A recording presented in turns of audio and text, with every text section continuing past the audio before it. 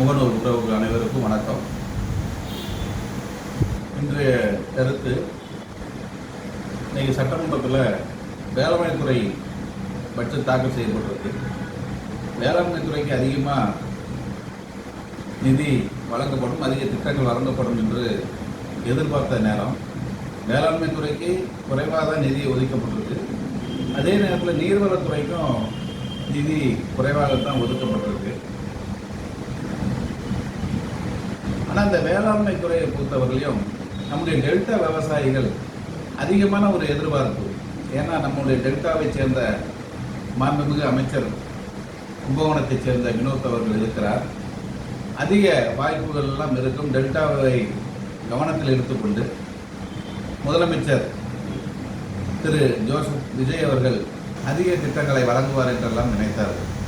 ஆனால் ஆரம்பத்திலேயே தேர்தல் அறிக்கையில் சொன்னது போல 5 ஏக்கர் நிலம் உள்ள விவசாயிகளுக்கு முழுமையாக கடன் தள்ளுபடி செய்யப்படும் என்றெல்லாம் சொன்னார். ஆனால் அதெல்லாம் எதுவுமே செய்யலை. இந்த பட்ஜெட்டை பொறுத்தவரையிலுமே பொதுவாக திமுக பட்ஜெட்டில் என்ன தேர்தல் வாக்குறுதிகளில் என்ன சொல்லியிருக்கிறாங்க, திமுகவுடைய திட்டங்கள் என்ன, அதேமாரி அண்ணா திராவிட முன்னேற்ற கழகத்தினுடைய ஆட்சியில் நடத்தப்பட்ட திட்டங்கள் என்ன, அந்த தேர்தல் அறிக்கையில் அதிமுகவுடைய தேர்தல் அறிக்கையில் என்ன சொல்லப்பட்டிருக்குது, இது எல்லாத்தையும் எடுத்து இவங்க சொன்ன தேர்தல் அறிக்கை, இந்த 3 தேர்தல் அறிக்கையை எடுத்து அதில் அப்படியே கொஞ்சம் கொஞ்சமாக ஒட்டி ஓரளவு தான் பண்ணியிருக்கிறாங்க. தவிர வேறு ஒன்றும் புதிய திட்டங்கள் அறிவிக்கப்படலை. மக்களுடைய எதிர்பார்ப்பு 6 கேஸ் சிலிண்டர் அறிவிக்கப்படலை. அதுமாதிரி 2500 ரூபா மாதம் வழங்கக்கூடிய அந்த தொகை அறிவிக்கப்படலை. இப்படி பல்வேறு வாக்குறுதிகள் எல்லாம் நிறைவேற்றப்படாமலே இருக்கிறது. ஆனால் இந்த வேளாண் பட்ஜெட்டில் அதிகமாக விவசாயிகள்லாம் அதிக வாய்ப்புகள் இருக்கும், சிறப்பான திட்டங்கள் இருக்குலாம் நினச்சிருப்போம். ஆனால் அதை சிம்பாலிக்காக அந்த அமைச்சர் மாண்புமிகு வேளாண்மைத்துறை அமைச்சர் ரொம்ப அருமையாக ஆரம்பத்திலே அதை தெரியப்படுத்தியிருக்காரு. ஆனால் நமக்கு தான் தெரியல. பொதுவாக திருப்பதி போய் வெங்கடாஜலபதி சாமியை கும்பிட்றதுக்கு முன்னாடி எல்லாருமே மொட்டை போட்டுட்டு கும்பிட்டுட்டு வருவோம். ஆனால் நம்ம அமைச்சர் போனார், அவர் மொட்டை போடல. ஆனால் ஒட்டுமொத்தமாக விவசாயிகளுக்கு மொட்டையை போட்டு விட்டார். அதுதான் இந்த பட்ஜெட்டாக இருக்குது. அதனால் இது இந்த அரசாங்கத்தை பொறுத்தவரை ஒரு திரைப்பட கவர்ச்சி அரசாங்கமாக தான் இருக்கிறத தவிர மக்களுடைய தேவைகள், அடிப்படை வசதிகளை நிறைவேற்றக்கூடிய ஒரு அரசாக இல்லை. விளம்பர அரசாக இருக்கிறது, இன்ஸ்டாகிராம் அரசாகத்தான் இருக்கிறது தவிர உண்மையிலேயே இந்த மக்களுக்கான அரசாங்கம் இல்லை.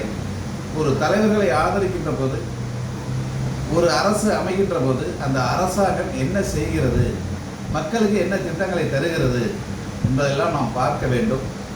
எனவே இளைஞர்கள், அனைத்து தரப்பு மகளிர்கள் எல்லோருக்கும் ஒன்றை நாங்கள் கேட்டுக்கொள்கிறோம், சிந்திக்க வேண்டும்.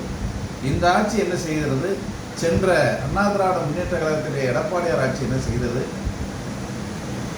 திராவிட முன்னேற்ற கழகத்துடைய ஆட்சியில் என்ன நடைபெற்றது, இதெல்லாம் சீர்தூக்கி பார்க்க வேண்டும். ஒரு வாக்கு அளிப்பது என்பது சாதாரண விஷயம் அல்ல. 5 ஆண்டு காலம் இந்த நாட்டுடைய வளர்ச்சிக்காக நாம் வாக்களிக்கிறோம். இந்த நாடு மிக சிறப்பாக வளர வேண்டும், இளைஞர்கள் மிக சிறப்பாக வளர வேண்டும், பெண்களுக்கு அனைத்து பாதுகாப்பும் கொடுக்கப்பட வேண்டும், அனைத்து வளர்ச்சிகளும் கொடுக்கப்பட வேண்டும், அனைத்து தரப்பு மக்களுக்கும் அவருடைய கோரிக்கைகளை ஏற்று அந்த அரசு செயல்பட வேண்டும். அப்போது இந்த நாடு முன்னேறும் என்பதெல்லாம் நாம் சீர்தூக்கி பார்த்து தான் வாக்களிக்க வேண்டும். ஏதோ நமக்கு பிடித்தது என்று திரை கவர்ச்சிகளை வைத்துக்கொண்டு ஏதோ போனோம், வாக்கு போட்டோம், அவருக்கு போட்டோம், இவருக்கு போட்டோம் என்பது அல்ல. ஒரு காலகட்டத்தில் திராவிட இயக்கங்கள் எந்த அளவுக்கு இந்த மக்களுக்காக பாடுபட்டது, முற்போக்கு சிந்தனைகளோடு வந்தது என்பதெல்லாம் நாம் பார்த்து அந்த வரலாறுகளை தெரிந்து கொண்டு இன்றைக்கு எப்படி இருக்கிறோம், அன்றைக்கு எப்படி இருந்தோம் என்பதெல்லாம் தெரிந்து கொண்டு அப்படி இருந்த நம்மளை இப்படியெல்லாம் இந்த அளவுக்கு சமூக ரீதியாகவும் இடஒதுக்கீடு ரீதியாகவும் அனைத்து வளங்களும் பெறுவதற்கான அனைத்து முயற்சிகளையும் திராவிட இயக்கங்கள் செயல்படுத்தியிருக்கிறது என்பதை நாம் புரிந்து கொள்ள வேண்டும். எதுவுமே செய்யாத ஒரு இயக்கம் திடீரென்று திரைப்படத்துறையிலிருந்து வருகிறது, இன்றைக்கு ஆட்சிக்கு அமர்ந்திருக்கிறது. மக்கள் வாக்களித்ததாக மதிக்கின்றோம். ஆனால் அதே நேரத்தில் அந்த மக்களுடைய வாக்குகளை பெற்று ஒரு பெரும்பான்மையான அரசாங்கமாக இந்த அரசாங்கம் இல்லை, ஒரு மைனாரிட்டி அரசாங்கமாக தான் இது செயல்பட்டு கொண்டிருக்கிறது. கூட்டணி கட்சியினுடைய அதுவும் எதிர்த்து நின்றவர்களெல்லாம் கூப்பிட்டு அவருடைய ஆதரவில் இந்த ஆட்சி நடைபெற்று கொண்டிருக்கிறது என்பதையும் புரிந்து கொண்டு மக்களுக்கு என்ன தேவையோ அதையெல்லாம் செய்வதற்கு இந்த அரசாங்கம் முயற்சி செய்ய வேண்டும். இருக்கக்கூடிய அமைச்சர்கள் உள்ளிட்ட முதலமைச்சர் உள்ளிட்ட அனைவருமே வரலாறுகள் யாருக்கும் சரியாக தெரியவில்லை.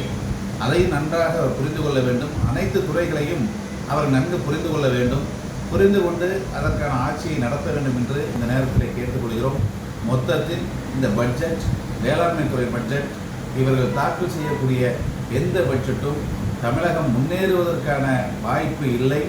இன்னும் பல லட்சம் கோடி கடன் வாங்கக்கூடிய அளவுதான் இந்த அரசாங்கம் செயல்படும் என்பதையும் நான் இந்த நேரத்தில் தெரிவித்து மக்கள் சிந்திக்க வேண்டும் என்பதையும் இந்த நேரத்தில் தெரிவித்து விடைபெறுகிறேன். வணக்கம்.